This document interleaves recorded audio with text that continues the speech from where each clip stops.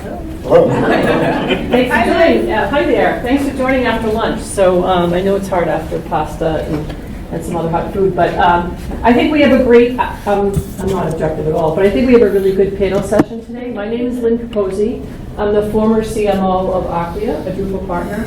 I'm also I have a couple of other board positions. I'm on the board at Boston Children's Hospital, which is how I met one of my panelists, which we'll talk about in just a minute. So we have some great things to talk about. I'm supposed to be talking in here, I'm sorry. I'm surprised you didn't tap me on the shoulder. I forgot I had to hold it. So we have some great things to talk about today. Both of the organizations have very large Drupal, very successful Drupal installations.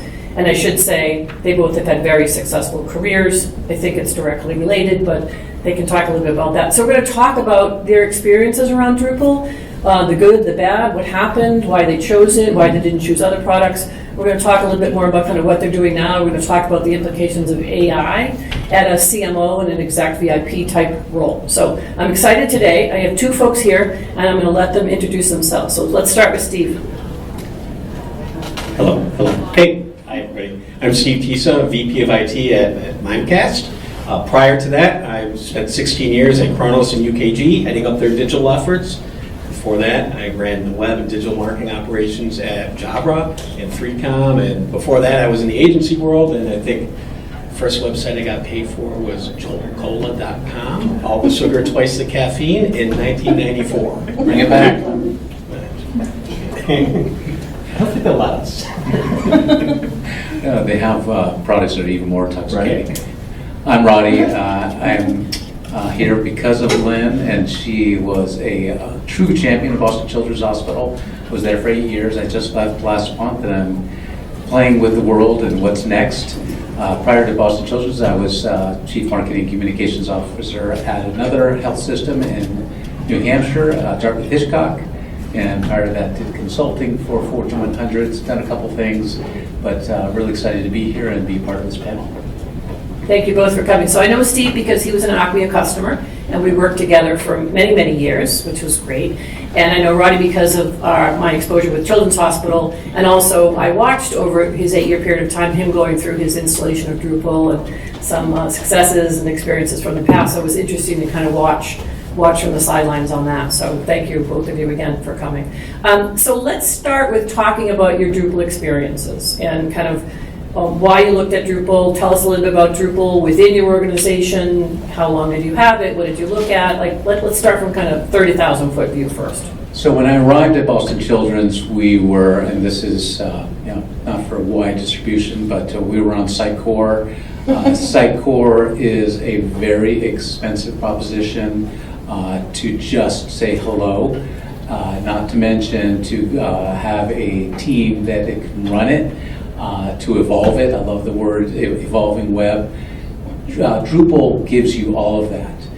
The price of entry is accessible. A developer community that is accessible. The ability to evolve it constantly is achievable, and that's what we needed. So we went down that path. And I'm listening to other sessions. Now we're on the cusp of complete transformation. Drupal is poised to be able to help you to do that. What that looks like, how it installs in your instance, I don't exactly know. But one of the things that we did, we go deeper into this, is we installed the Drupal Alice for chatbot on the website. Ingested all of our information, all of our brand attributes, all the information that you need. A website is as good as the person who's trying to tap into the information. With chat, all of a sudden they can just ask the question. You don't have to find through the navigating subpage 4 to find the directions to the orthopedics department. It's right there. So. I first got started with Drupal. We were at Kronos before it became UKG. And we were in the process of actually doing a rebranding, kind of repositioning our products to be more cloud first at the time.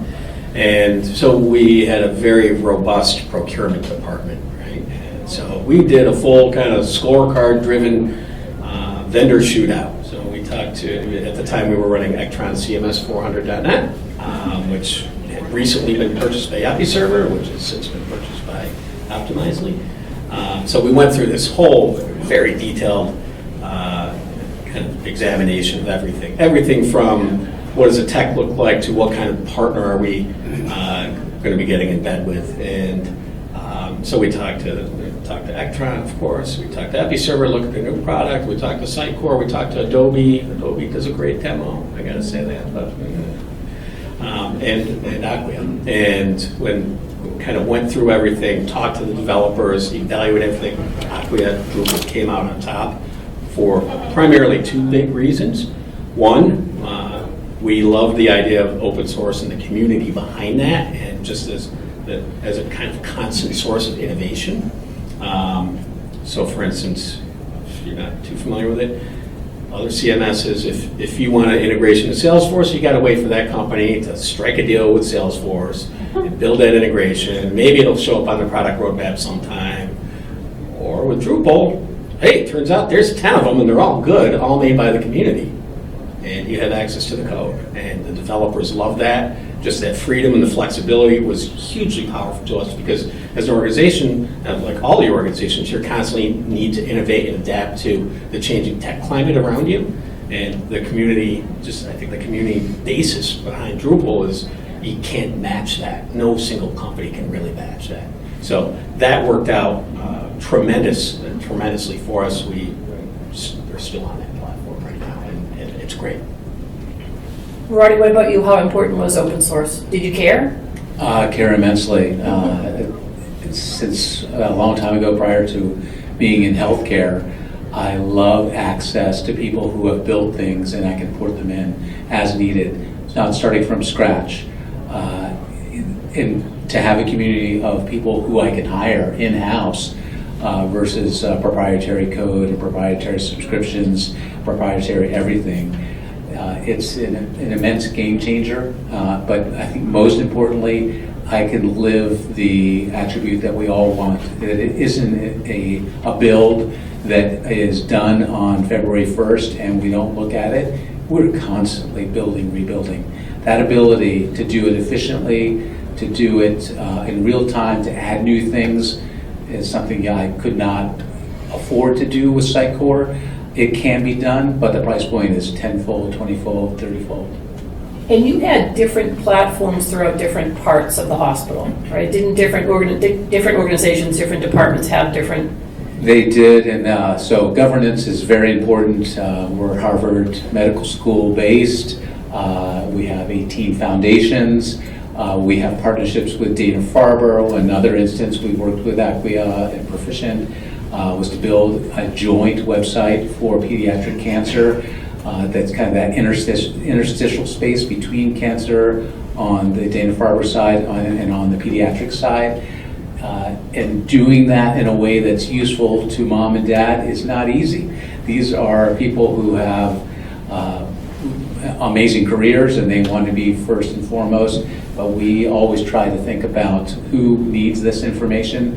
It's not Dr. McGillicuddy, it's mom and dad. So that is one of the things that we built, but there are many pieces to the web fabric at Boston Children's, and we try very hard to make it consistent.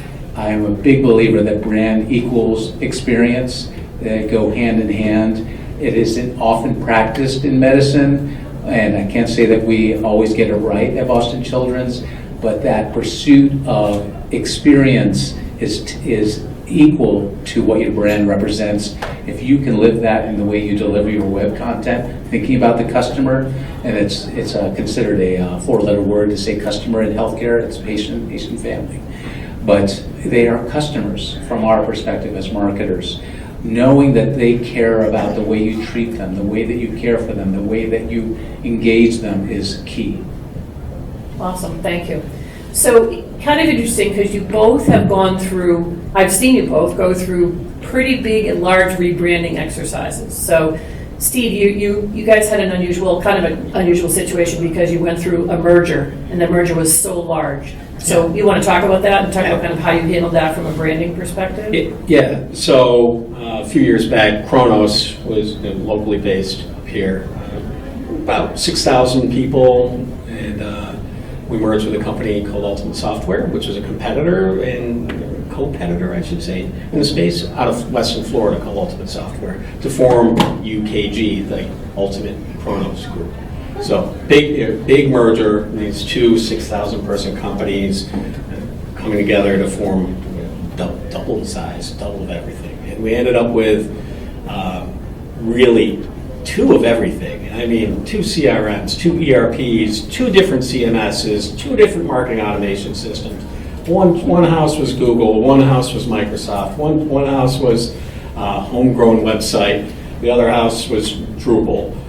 So we, as part of that merger, and really kind of part of any kind of merger like that, there's an evaluation of which technology stays, which technology goes, what happens to the teams. There's teams associated with it. So a lot of change that was going on. And I was fortunate enough to be at the center of a lot of that, helping pick different technologies. And it's tough, right? Because you want to try to, one, meet the needs for this brand new kind of giant company, and figure that, and just sometimes figuring out what those needs are can be challenging when the company's new and still kind of figuring out what its mission is. But two, you really want to try to look down the road and so to speak, skate to where the puck is going to be. Right? For us, and when it came to the web CMS, it was an easy decision. Ultimate was on a homegrown, right, bunch of spaghetti code. I'm not saying anything bad about the team or what they had. They were very successful with it, but that was just not going to scale to where we need to grow UKG in the future. So, boom, Drupal, bring them in, close that old site down.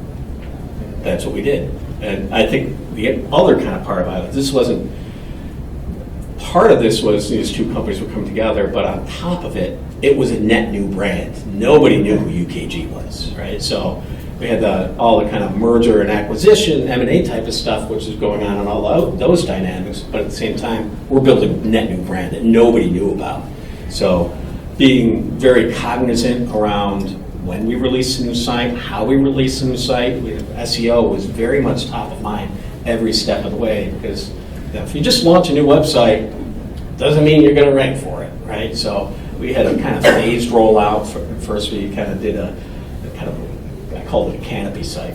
Canopy site right up at the top layer when you went to ukg.com, introduce you to the company. When you drill down into the products, you'll go to the legacy sites. And then over time, as we had our product roadmap more ironed out, we folded those in. And that allowed us to get traction in Google earlier. And when we rolled out the full thing, not only did we not lose any traction, but we actually, if you took the combined traffic of both of the sites and added together, we were over and above that by about 20%. So that was good. I remember it being, it felt to me like it was amazingly fast. Oh. So how long was the experience? Let's see. So we announced the merger. 2 weeks later, we all got sent home for COVID, so we had to do it all remotely, right, with a team that we haven't met. And the first iteration, that first Canopy site was done within 60 days. And then, I'd say maybe a couple months, 2-3 months afterwards, we launched the whole thing. It was a monumental effort. Right, so it was probably 5-6 months altogether? Yeah, overall Yeah, that's kind of amazing. phase them all out and Right. bring the new brand online. Amazing. So if you have to do this again in your career, I don't know what that would be like, but if you do it again, what lessons are you taking away? What'd you learn? It's actually less of a technology and marketing lesson. It's more about the people dynamics. Don't underestimate the people dynamics behind the scenes, right? And make sure that you really do your due diligence, with all the players in the room. Because I kind of talked about how Ultimate had all this kind of spaghetti code. Some of that spaghetti code was there for good reason, right? And there were legitimate business processes on it. And if you're new and you're coming into that and you don't take the time to actually do your homework and understand the why behind some of these things, you can make some really fatal errors. So take the time, do your homework. Good advice.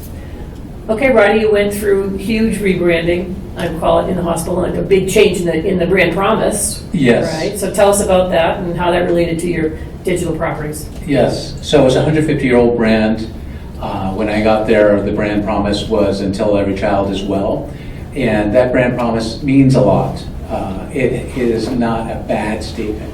But what doctors, nurses, moms and dads would tell me is that isn't always true. And when it's not true, it's really not true. And what you know about healthcare is that not everybody makes it. 99%, I don't know what the number is, but most people come out great. That 1%, when they don't, it's the worst day ever. Yet, those families, those moms and dads, they are still thankful for everything we did. It isn't about blame. They aren't angry with us, but they don't want to be associated with a brand promise that every child will be well. So we shifted, and it was purposeful not just for the brand promise, but for what it meant. Boston Children's is a regional pediatric center for New England. Great patient throughput from all of New England, but we are considered, because of Harvard, because of research, because of the doctors, we have some of the leading specialists in every specialty in the country, if not the world. So our brand potential, our growth path is to go beyond that natural footprint. There aren't very many more babies being born additively annually in New England. So we shifted to a brand promise to where the world comes for answers. I like it. I can't say that I love it. I like it in that it allowed us to become part of the fabric of sharing what our brand can be to a patient, to a referring doctor, no matter where you are. In other words, you could be in Azerbaijan, Australia, Albuquerque. You don't need to be a patient to enjoy this information. So content became one of the principal parts of our marketing engine, and we have a treasure trove of content, research-based, primary, translational, clinical, and then patient stories ad nauseum that are just amazing. So putting that out under that banner, getting it out further, wider, and then trying to partition the brand in two regards. So clinical is obviously patients coming in, and here we have patients coming from New England, but we need patients to sustain this high-cost center of teaching, which does not get reimbursed. Research, as you can see, is waning.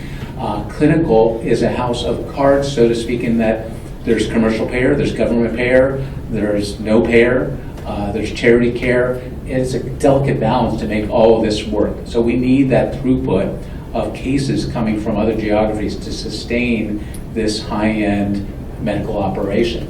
So it's telling that story, part of its clinical demand, but also telling the research story, which Lynn and part of our philanthropy team is we want people to know that we're not saving one kid at a time, we're saving 10,000, a million kids at a time because of the research that we produce. So we launched a campaign also under that banner to get high net worth donors to want to participate in the brand. Today, and I'm envious of St. Jude. Most people don't know that St. Jude is in Memphis, Tennessee. Most people don't know that it has 90 beds. Most people don't know they just do cancer. Most people don't know that they're third in rankings behind us. And I'm not jealous. You got to doff a hat. They do a great job. But we don't, like in any type of market, you don't want to let there be a vacuum of messaging. We need to share our story and let them share their story. They do a fantastic job, but Boston Children's has a story to tell. Well, I don't know if it matters, but I really love the new brand promise. And I know you didn't ask the board to vote. You were very smart, actually, about not asking the board to vote, because it's like the worst thing a CMO can do. But I would have raised my hand and voted for it. So I loved when you came and pitched the board on the new promise. So I think it went well. Have you seen your content team grow over time? Very much, and it's an investment to be able to deliver all that content on a continual basis, to be relevant, engaging, and content. I always think about, if a tree falls in the forest, does it make a sound?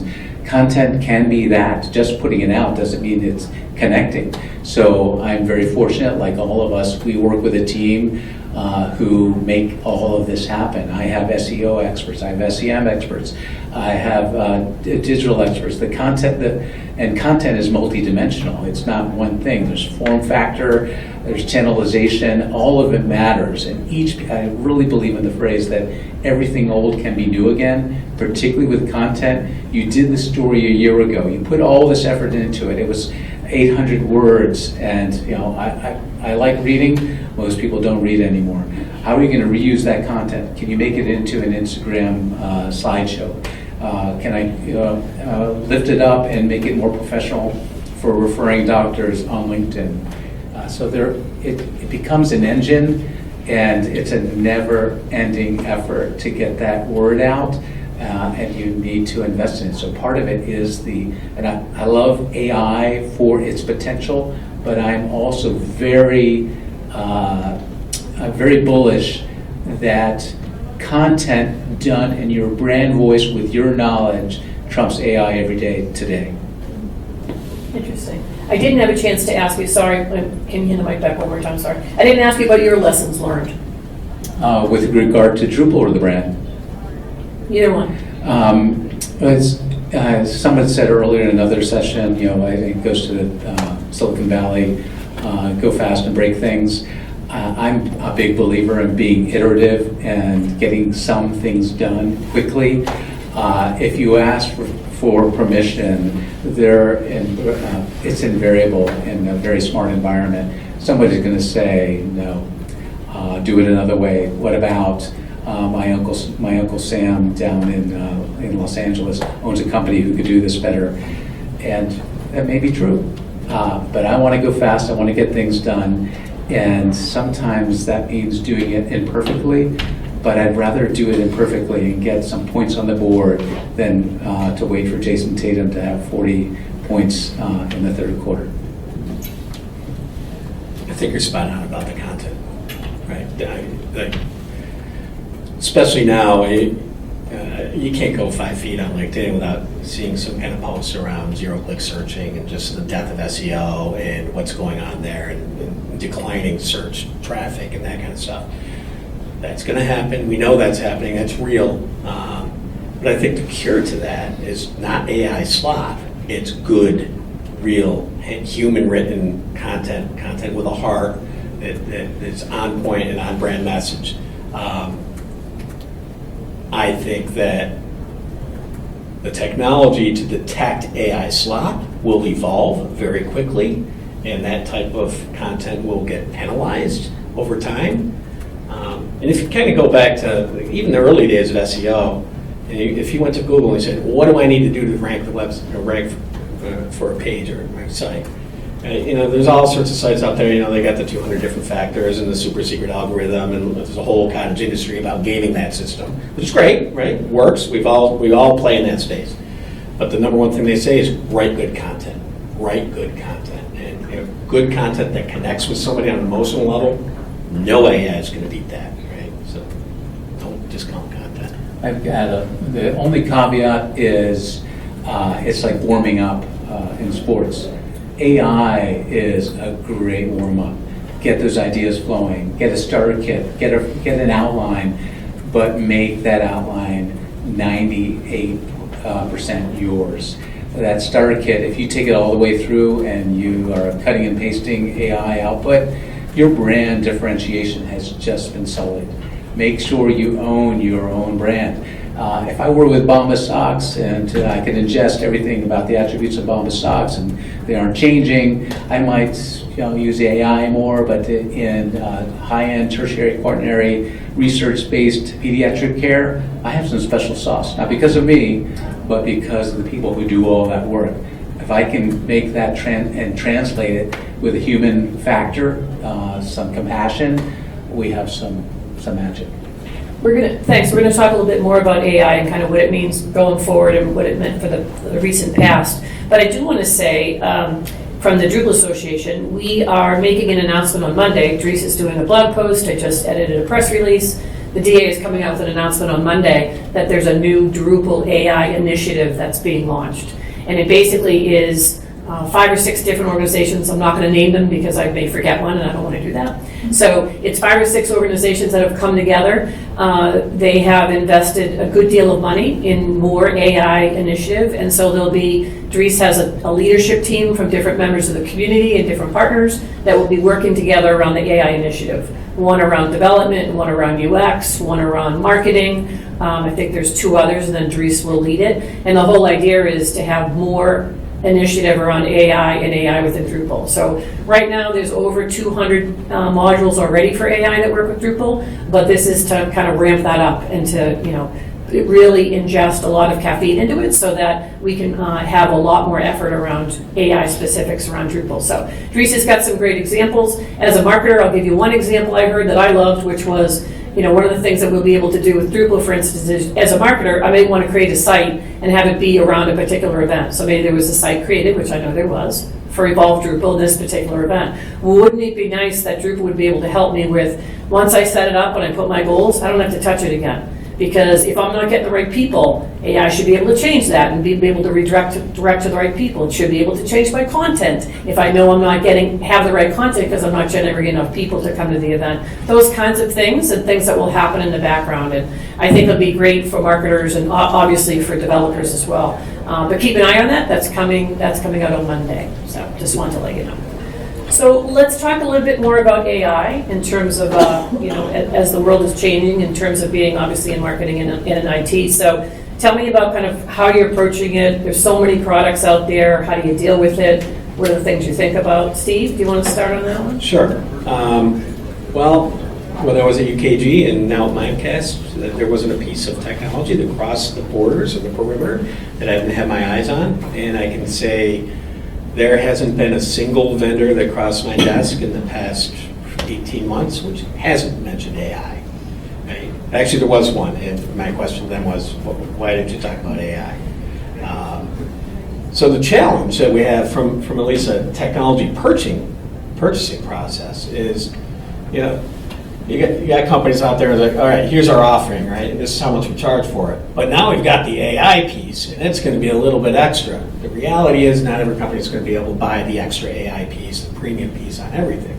So part of my job is to actually go through and try to identify where we're going to make our AI bets and look at where do we have overlapping technologies. So we're a Salesforce shop and we're a Zendesk shop. Am I going to buy the AI for both? It's cost prohibitive. So it gets tricky, right? You really have to kind of look at what is the actual use case, what are we going to solve for, what about the data? The data piece is so important. And really try to make the right bets on technology, kind of going back to skate to where the puck is going to be.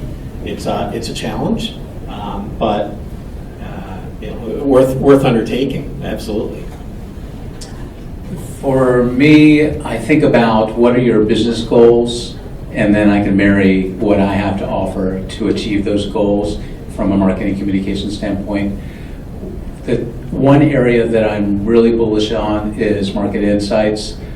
Before qualitative and quantitative research, unbelievable, I still believe in it, but now I can tap into privately held data, my data, marry it with publicly held data, ingest that, query, and I can get real-time feedback. And those answers are powerful and sometimes unbelievably insulting. Not just to me, but to the business. You need to know those insults. It'll help course correct your perceived notion of where you need to go to your business goals. So that's one piece. The other piece is, as far as AI, the world is wide open. And I don't pretend to be anywhere near expert, but I'm trying to learn as quickly and as much as possible to add to the arsenal. I like what you said, it becomes cost prohibitive. One of the things in terms of market research, it can be a trade-off. I don't need to do everything on the platform of a traditional market research team. I can just go to that and get the quick result.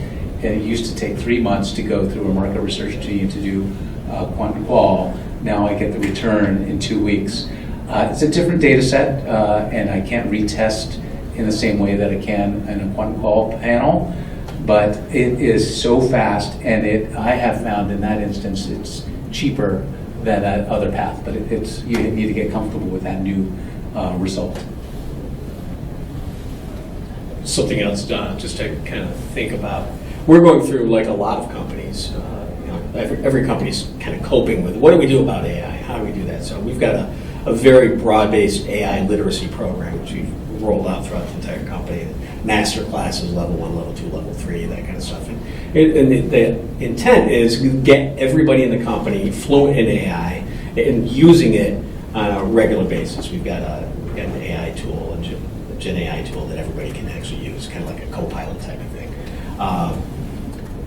This year, if you don't achieve, a certain amount of mastery in that, you're not making your performance goals. AI literacy is a performance goal. If you Google this, the CEO of Shopify put out a very interesting kind of memo out to all employees, who basically says, look, AI literacy and using AI, that's table stakes. And if you're not doing it, you're not doing your job, and you won't be here for long. And I think a lot of companies should kind of pay attention to that and lean into that, because I firmly believe that the companies and the people who thrive over the next 3 years are the ones who are leaning into this and adopting it and finding out ways to use AI to make their job, to do more with their job and do more with their people and advance more. If you're avoiding it, it's at your own peril. I thought of one more thing, and this is very easy. Many of you may be doing this already, but a chatbot ingested with your own data, your own brand flavor, your own voice, answering questions that are always asked but not always easily found. But we worked with our call center to make sure that they also can ingest and also use that information, so it reduces call center time, increases their efficiency, and increases the number of calls that go in that could be easily answered. So that helps reduce overall costs and makes it more efficient for the customer.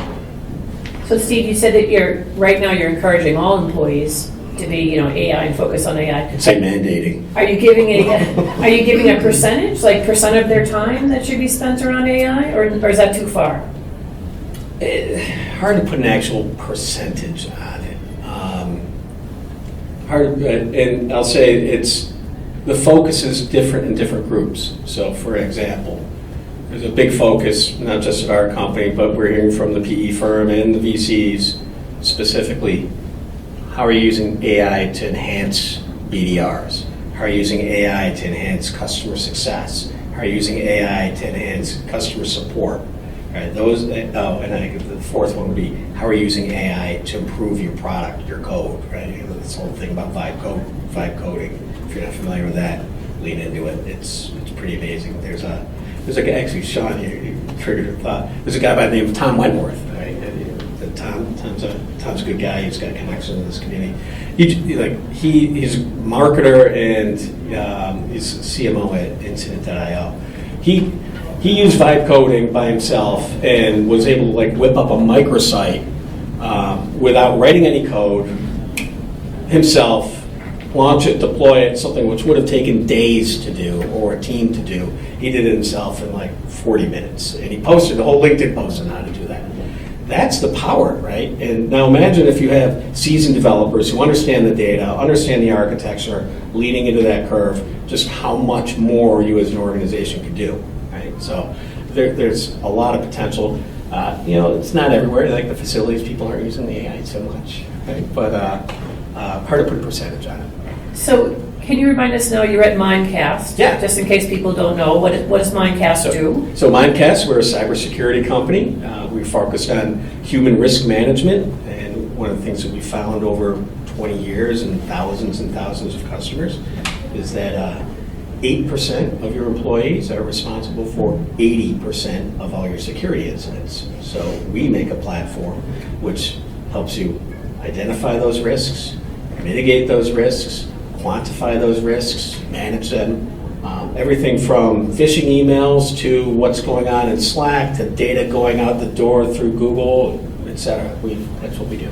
Okay, good to know. Thanks. Brownie, See me after if you want more. Did you want to talk about what you're doing right now? So I just left Boston Children's, and I took a package. I have a year to figure out what's next. I'm doing consulting and taking project work really to keep busy. I can't just sit still. And I don't know what the next big thing is, but my expertise really lies in brand messaging, architecting what a firm stands for, trying to create a differentiated statement in a marketplace that has a lot of competitors and a lot of good people doing amazing things. But what you don't want to do in our field of work is sound like white noise, vanilla. Why are you in the business? What makes you better? I believe very strongly that you have to be better than to make a choice. In other words, you have A and B choice, and you're with A, and B is just as good. You'll never change. You'll never change. You have to be better than the competition. You have to be something different than the competition. If you're the same thing, sound like the same thing, you don't stand a chance. Cool. We're going to open it up for questions in just a minute, so if you have questions for the panelists, keep that in mind. I did want to do one kind of last fun question, which I always like to do, and I'll throw this out. I don't think the panelists know what this one's going to be, but we'll see how it goes. So you're both very successful, seasoned professionals, executives, and so the question is, can you share one managerial task, process, thing, motto, something that you're known for, that you're proud of, that you've done within your organizations or that people know you for? And I'll give myself as an example, and then we'll give you 30 seconds to think about the question. So one of the things that we did at Acme was I always felt like all my marketers said, the one thing I want is more time. There's more time. Sean can probably attest to this, right? I want more time. I need to just have more time. So I decided one way to give them more time was to call once a quarter. We have a week where marketers are heads down. I called it Marketing Scrum, which was not named probably the best way. But anyway, I went with it, so I had to stick with it because I started with it. And basically, it's they were allowed to have no meetings for that week. Produce a list of tasks that you want to complete, put your head down, no meeting, except if you have a customer call. If you have a customer call, that comes first. Other than that, no meetings. We have we put together a task list. I announced to the company no marketers will be in meetings. If there's a report that's due, they'll do a writing on it and we'll send it out. And we got to produce a million things. Like, it was incredible about how much value. Right? Sean, did you think it was valuable? I did. Yeah. We got to really produce a lot, and then we got to show the rest of the company what it is that we worked on. So it was kind of a cool thing. Called it, it's a week of heads down, no meetings for a week, and so I carry that forward kind of wherever I go. So that's an example. Steve? Something that happened to me, it was years ago. I was by virtue of my job, I work with a lot of technologists, right? And everything from web developers to network admins to service desk, right? And kind of walking through, I said, hey, what are you working on? Why are we doing that? And when I got to the why part, it was like, I don't know, because I got a ticket for it. And that didn't strike me as right. So one of the things which I try to do throughout all my organizations is really instill that sense of why, connecting people to the why behind it, right? Because certainly by doing that with the web team, and they were a little closer because they're in marketing, right? But by connecting people to why, they end up caring about the work more. There's a little more purpose behind what they're doing. They're more engaged in what they're doing, and they feel like they're making a difference and having some value in the organization. Because nobody wants to kind of come into an organization and just take tickets and I'm coming in to make the donuts. Right? Nope, that doesn't scale. So that's why I try to connect people to the why. So you're the why guy. Yeah. Excellent. I love that. That's great. I had a boss that makes me think he would always ask me, how do you know?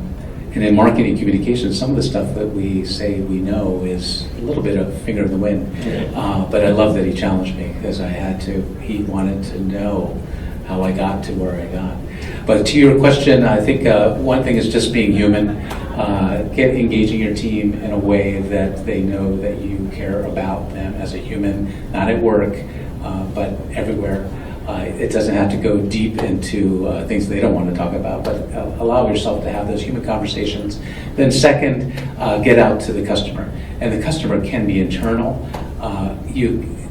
I always say that our value isn't measured by the weight of our bottoms in the seats at our desk. Get out, understand what your product service is, talk to the customer, talk to your colleagues live. email is not the first go-to. It should be used sparingly.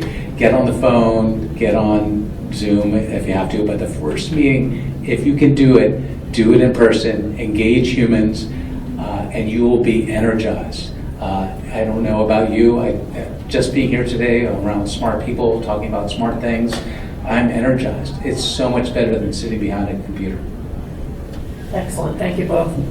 How about questions? Anyone have questions for the panelists? Yeah, right here.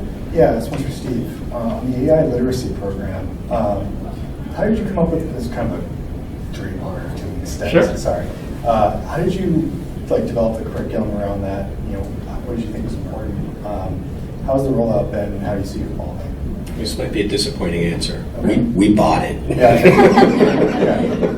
So we use a platform, it's called u.com, and it's basically a shell application which allows our users, our internal users, to actually issue prompts, which is then serviced by 42 different LLMs, right? So it'll go to Claude, it'll go to GPT-4, it'll go to Gemini now. So we bought that and we rolled it out to everybody inside the company. So like I mentioned, it was kind of like Copilot, right? Kind of like Copilot, but more powerful. So we got it, and it's like, all right, here you go, and nobody knew what to do with it, right? So turns out the company partnered with, I think it's a company called Pear, and they have a series of hour-long master classes, which will, as part of taking the class, you'll go in there, you'll put in your own profile information, and shockingly enough, they use AI to generate the quizzes, and then you go through exercises based on what you put in there. So when I was going through it, it was giving me VPIT type of work to try to practice on and create prompts and generate documents of all sorts of different kinds. And it starts with kind of very low level, here's how you do a prompt, and here's some things to think about when doing a prompt, giving the LLM some guidance around, act as this, or scoping your prompt. And then it ratchets up into deep research and generating images and all that. So it steps people through it, and we can track every person. I know who on my team has achieved level 3 mastery and who hasn't even looked at it. God help them. That's really cool. Yeah, it's a good program. Yeah, so it gives you active feedback. Yes. Yeah. Excellent, thank you. One of the things which we see just generally across the board, most people, when they lean into it, they don't really have a hard time kind of getting the basics of, here's how I do a prompt, right? The harder thing, I think, is getting them to really understand the use cases in their daily life and applying it in their daily life. I'll give you an example. We all know you can use Gen AI to help reply to an email, right? It's right there, right? Turns out I don't write 4-paragraph emails. My emails are usually about 2 sentences long, if that. So that becomes a challenge. So now I think about, all right, well, maybe I can use it to help construct my PowerPoint, right? Maybe I can use it to help suss out the ideas and the structure of my PowerPoint and use it as a thought partner to then spark further idea generation and then get into the execution later. And it's getting people to really kind of use it that way in their daily lives. That's more of a challenge. Great, thank you, Steve. Oh, yeah. I think you've all touched upon the fact that the way of work is changing dramatically. So how do you think about talent acquisition, retention, upskilling, development in this context? Because particularly, you mentioned the research, that is so reliant now on real true strategists being on your team. So how do you think about that in terms of just the team itself and the folks doing the work? Great question. So some of those foundational things that were foundational a decade ago are still foundational. So you need to understand what are the mechanics of research, statistics, population analysis. Just because you're going to a new platform and reading off of what that readout is, you still need to know what is the basis for that finding. the basis hasn't changed. It's the way that you got the information. So those people, I think, are equally important today, but they need to know how to drive on these new roads that didn't exist just a little bit ago. But we still use some of the old, I'll call them older techniques, tried and true. And then there are, in the field of medicine, there's just enormous data sets.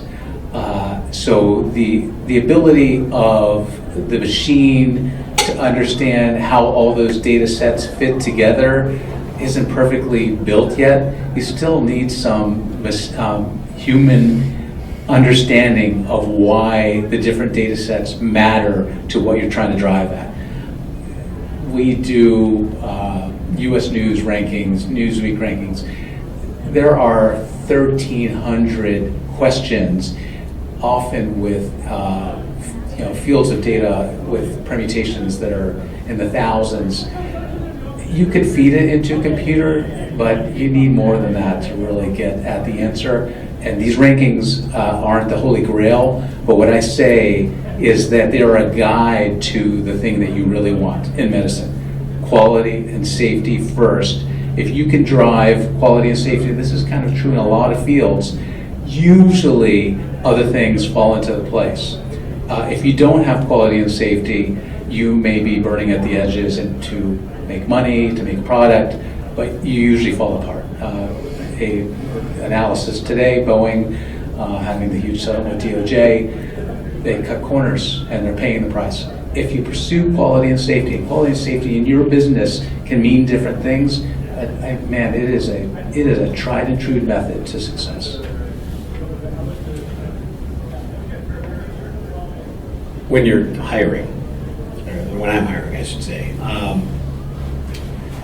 having a candidate who has the basic skill set, right, for the job. Well, let's say I'm hiring a Drupal developer, right? Being a good Drupal developer is table stakes, right? That's a must-have. What separates people, and a skill that I look for in everybody, is how adaptable are they, right? Can they learn something quickly and on the fly, right? Because the tech landscape changes so fast, right? I don't want to hire somebody who's just a one-trick pony, so to speak. I want somebody who's I'm a great Drupal developer, but you know what? I'm intellectually curious, and I have the ability to learn something new. So when a new vendor comes out and they've got something brand new, you want somebody who can actually leverage that and pick up on it and use it quickly.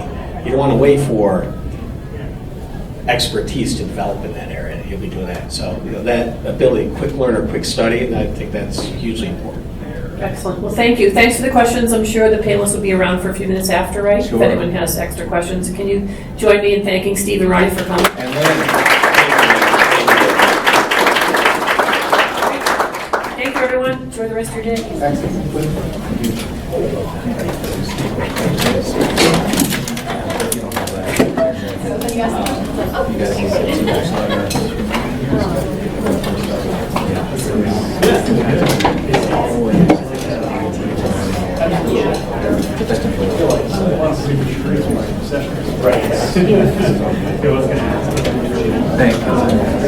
Thank you so much.